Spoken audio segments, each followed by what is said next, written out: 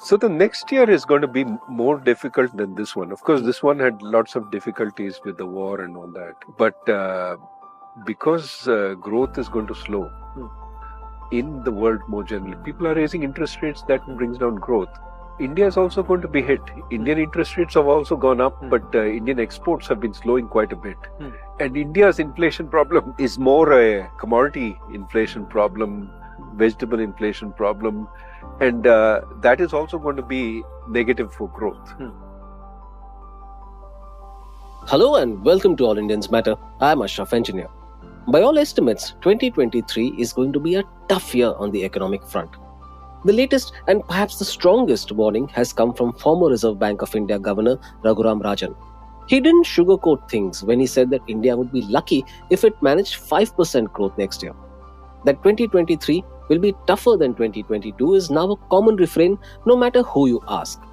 Rajan said, referring to the Ukraine conflict, growth is going to slow in the world. People are raising interest rates that bring down growth. India is also going to be hit. India's interest rates have also gone up, but Indian exports have been slowing down quite a bit. Stop quote. India is struggling to achieve high growth as it faces a wide range of challenges, from rising interest rates in the US, which is being mirrored by the RBI here, to ballooning deficits. The rupee is well below the 82 mark against the dollar, and inflation is likely to average 6.8% this year. Coming back to Rajan, the interview with Rahul Gandhi, in which he voiced his concerns, is a masterclass in making economics and policy relatable to the common citizen. I'll put the link in the show notes. But here's the question. How does a slowing economy impact you? All Indians Matter. Let's get some economic perspective first. Rajan isn't the only one predicting lower growth. Goldman Sachs also lowered its forecast for India, citing slowing consumer demand and higher borrowing costs. It predicted that GDP would grow only by 5.9% in calendar year 2023 from an estimated 6.9% this year. Growth will likely be a tale of two halves, with a slower first half as the reopening boost fades and monetary tightening weighs on domestic demand, Goldman Sachs said in a report. It sees a pickup in the investment cycle towards the second half of 2023. Rating agencies CRISIL and ICRA also revised down growth projections for the current fiscal and the second quarter. CRISIL downgraded India's growth forecast to 7%, while ICRA pegged it at 6.5% for the second quarter of FY 2022-23. There are various reasons attributed for this, from a global slowdown that is impacting exports and industrial activity to mixed crop output revealed by advanced estimates of kharif production and higher input costs for many sectors, which includes soaring fuel costs. Falling exports have affected domestic industrial output too. For the first time in more than 2 years, exports plunged more than 25% in October. The index of industrial production has been on a downward trend since July 2022 for export-linked sectors, and that could intensify in 2023.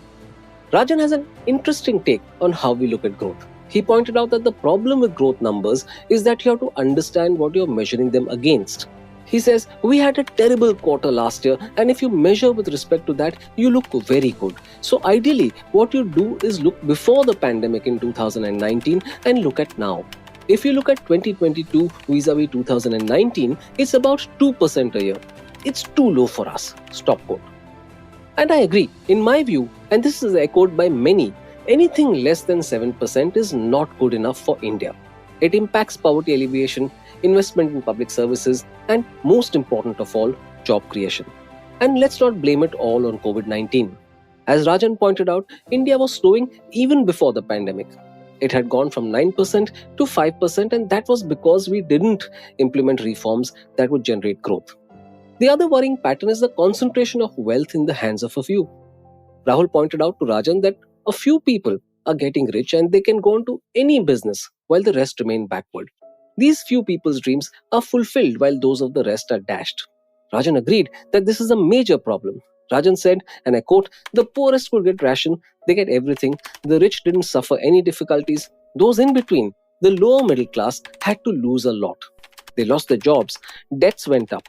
We should look at them because they have suffered a lot. Stop quote. Coming back to growth performance, Rajan said that India's exports will reduce. A lot of this is because of the lack of a stable policy, or policy predictability as he called it. And this is where Bangladesh has scored over India when it comes to textile exports. Small businesses, especially, need support. For them, the path to growing big is full of obstacles, from taxes to lack of credit. Rajan explained that when the companies are small, there are some benefits and they stay under the radar of the government instead of being helped by it. As soon as they grow a little, the government takes away those benefits and there is no incentive, and in fact, there is a cost to growing bigger. The better approach would be to let the companies avail of the incentives for, say, 5 years more. By then, they get big enough to do well without the incentives.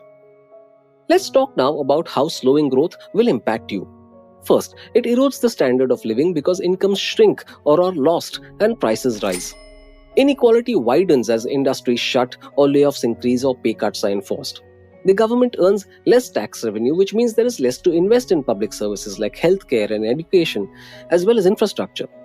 As a result of this, the government needs to borrow more money, and this results in interest rates rising, thus making credit even more out of reach for businesses, especially small ones.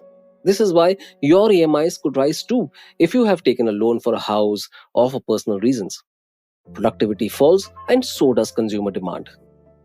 Perhaps we should leave the last word to Mahua Moitra, Trinamool Congress Member of Parliament, who stood up and spoke much needed truths to the government in Parliament. Terming the centre's claims on the economy and provision of basic amenities as falsehoods, she said, "Falsehood flies and truth comes limping after it." Stop quote. She cited National Statistical Office data on manufacturing to challenge the government on its claims of great performance. She pointed to the slipping industrial output that I mentioned earlier and underscored that the manufacturing sector is the biggest generator of jobs and that has contracted to 5.6%. सवाल ये नहीं है कि बस्तियां किसने जलाई, सवाल ये है कि पागल के हाथ में माचिस किसने दी, she thundered. She said earlier, the government and the ruling party coined the term pappu. You use it to denigrate and signify extreme incompetence. But the statistics tell us who the actual pappu is. Stop quote. 2023 will be tougher than this year. It need not be, but we simply don't have the caliber of someone like Raghuram Rajan in the driver's seat to steer us through the tough times. Thank you all for listening. Please visit allindiansmatter.in, that's ALLINDIANSMATTER.in for more columns and audio podcasts. You can follow me on Twitter at Ashraf Engineer, that's ASHRAFENGINER, and All Indians Count, that's ALLINDIANSCOUNT. Search for the All Indians Matter page on Facebook. On Instagram, the handle is All Indians Matter. Email me at editor@allindiansmatter.in. Catch you again soon.